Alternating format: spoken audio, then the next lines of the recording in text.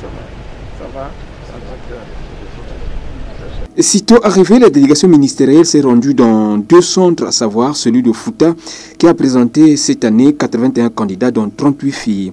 Comme prévu dans le calendrier, les 81 candidats ont affronté avec sérénité les épreuves de sciences physiques. Et après le centre du lycée Jean-Baptiste Tati-Loutard, celui-ci présentant 51 candidats, dont 21 filles.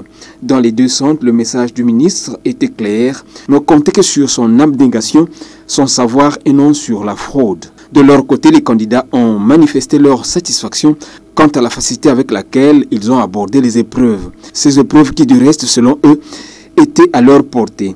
Après la ronde de ces 2 centres, Anatole Koliné Makosso est allé visiter le site devant abriter les bâtiments de l'école primaire de Tchambanzassi. Jusque-là, les élèves du primaire se partageant les salles de classe avec ceux du collège.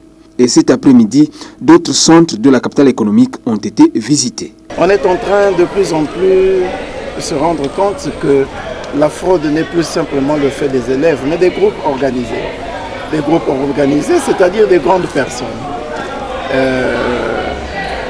qui encouragent la fraude en organisant des traitements de sujets hors des centres d'examen, hors des salles de classe, en procédant à un flux, à un transfert des corrigés aux élèves qui sont dans les salles d'examen, mais aussi en organisant ce qu'ils appellent le mercenariat, c'est-à-dire vous avez des écoles qui prennent l'option de mettre dans les salles d'examen à la place de vrais candidats, des élèves parfois du lycée pour le collège ou même de l'université, qui composent à la place des vrais candidats, ce qu'ils appellent des mercenaires. On en a attrapé quelques-uns à Brazzaville. Et comme vous l'aviez dit, que risquent ces personnes? Ces personnes seront déférées devant le procureur de la République et seront jugées conformément au texte en vigueur, notamment à la loi pénale.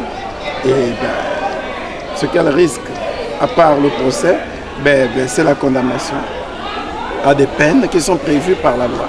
Par le climat de violence qui règne dans le